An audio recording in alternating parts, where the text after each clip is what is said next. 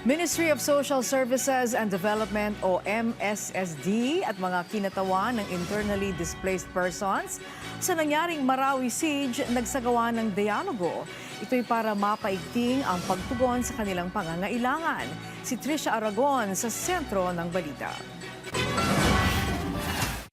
9 taon matapos ang Marawi Siege, patuloy pa ring hinaharap ng libu-libong internally displaced person o IDPs ang mga hamon sa kanilang pagbangon. Upang mapalakas ang pagtugon sa kanilang pangangailangan, nagsagawa ng dialogo ang Ministry of Social Services and Development o MSSD-BARM kasama ang mga pinuno ng mga komunidad ng IDPs sa Marawi City. Ayon sa MSSD, magkakaroon ng joint monitoring at assessment sa kasalukuyang sitwasyon upang mas matukoy ang mga dapat tugunan na issue at mga pangangailangan. Binigyan din ng MSSD na ang mga programa ng pamahalaan ay nakabatay sa mga karapatan ng mamamayan.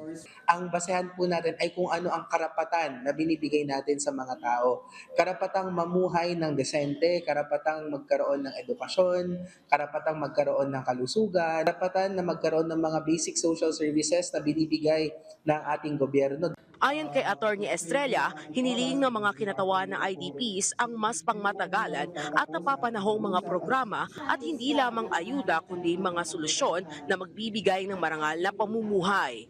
Dagdag pa niya na iintindihan din ng mga IDPs ang limitadong budget ng pamahalaan kaya't hinihiling nilang maingat na maplano ang mga programang tutugon sa kanilang suliranin. Hindi nila sinasabi na bigyan nyo lang kami ng bigyan ng tulong. Ang sinasabi nila ay kung ano man ang programa o serbisyo na ibibigay, dapat matalino talaga ang pagpaplano para ma-address na po talaga kung ano yung mga long-term issues, problems, and concerns nila.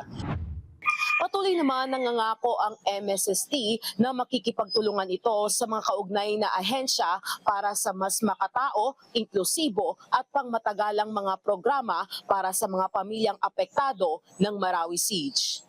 Mula dito sa PTV Cotabato Regional Center, Trisha Aragon para sa Bayan.